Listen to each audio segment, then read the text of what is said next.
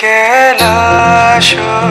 के वासी धौनी धारों के राजा शंकर संकट हरणा शंकर संकट हरणा शिव कैलाशों के वासी धौनी धारों के राजा शंकर संकट हरणा ओ भोले बाबा शंकर संकट हरणा तेरे कैलाशों का अंत न पाया तेरे कैलाशों का अंत न पाया अंत बेअंत तेरी माया ओ भोले बाबा अंत बेअंत तेरी माया शिव कैलाशों के वासी धौनी धारों के राजा शंकर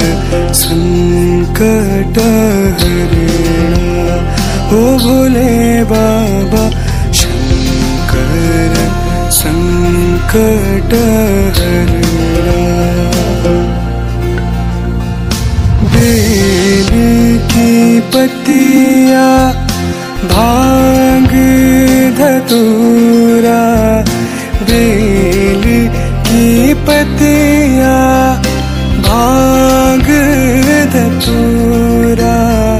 शिव जी के मन को लुभाए ओ भोले बाबा शिव जी के मन को लुभाए शिव कैलाशों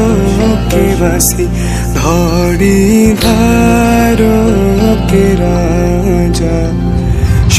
सो यो चाहिँ हाम्रो एकदमै पुरानो मन्दिर खोला केदारमा चाहिँ अहिले हामी छौँ धर्मावलम्बीहरू चाहिँ हैन एकदम धेरै लामो लामो दूरीबाट पनि आउँछन् यहाँ चाहिँ हाम्रो यो असोजको महिनामा मेला पनि लाग्छ अनि अहिले पहिलाभन्दा एकदम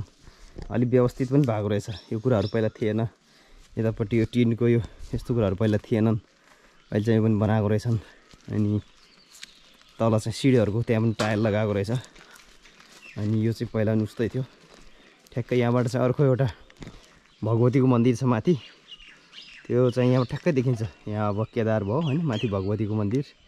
त्यो डाँडामा अनि यतापट्टि जम्मै अब यो जुन चाहिँ देवतालाई चाहिँ के चढाउँछन् बोकाहरू काट्ने चाहिँ यो यहाँतिर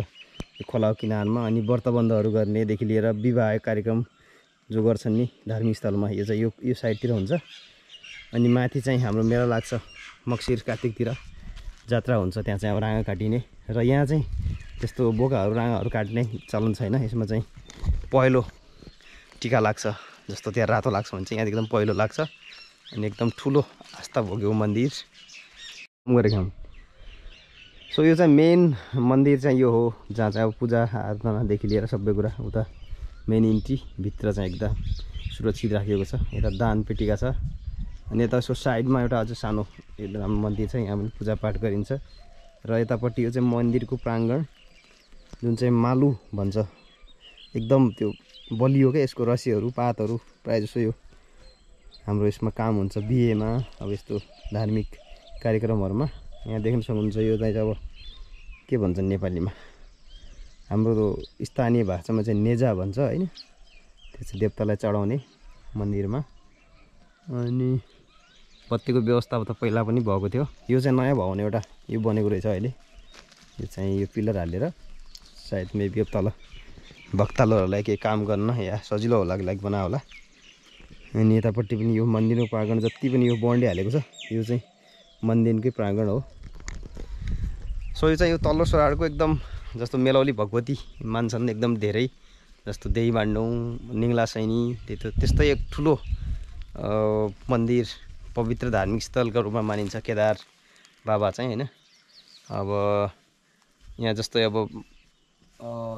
असोजको महिनामा जस्तै नव्रता भन्छ त्यो लाग्ने बेलामा, चैतको बेलामा र विभिन्न धार्मिक कार्यक्रमको बेलामा चाहिँ मन्दिरमा एकदम राम्रो भिड हुन्छ स्थानीयहरूको। हामी चाहिँ यहाँ सानैदेखि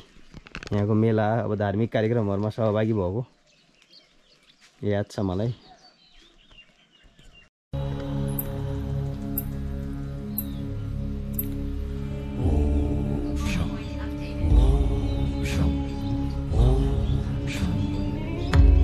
शिव शंभो ओम शं ओम शं ओम शं शिव शंभो ओम शं ओम शं ओम शं शिव शंभो ओम शं ओम शं ओम शं शिव शंभो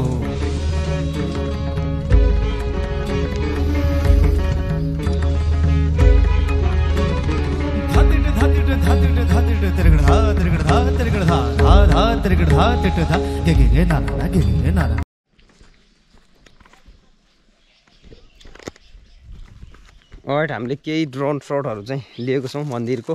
अनि एकदमै राम्रो इभिनिङ टाइममा चाहिँ एकदम बवाल ड्रोन सट आएको छ हाम्रो। एकदमै बाल्यकालदेखि हामी यहाँ आइराख्ने अनि एकदम मजाको भ्यू आएको छ, त्यो पनि चेक गर्नु होला। अनि आज नै यति। हामी अर्को फेरि यहाँ अर्को धार्मिक स्थल छ मेलौली अनि यता भगवती छ, अनि अर्को दिन चाहिँ हामी त्यो भगवतीको ड्रोन सट लिनेछौँ।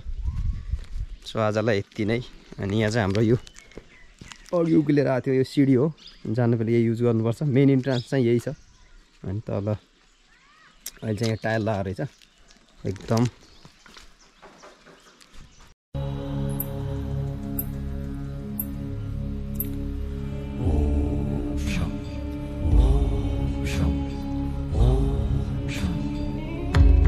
शिव शंभो ओम शं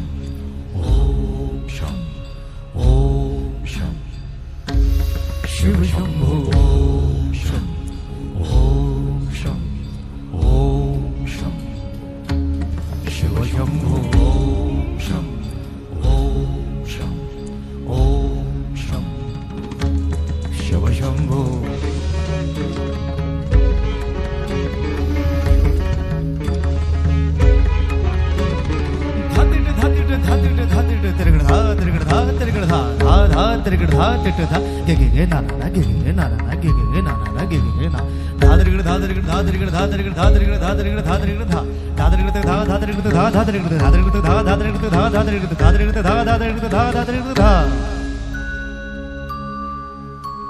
जटाटवीगलज्जल प्रवाह पावितस्थले गलेवलम्ब्य लम्बिताम्बुजङ्गतुङ्गमालिका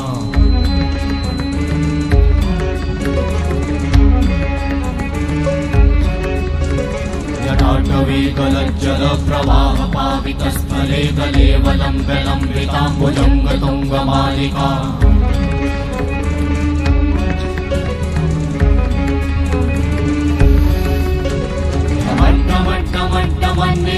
वट्टमर्वयं चकार चण्डताण्डवं तनोतु नः शिव शिवं शिव शिवं शिव शिवं शिव शिवं शिव शिवं शिव शिवं शिव शिवं शिव शिवं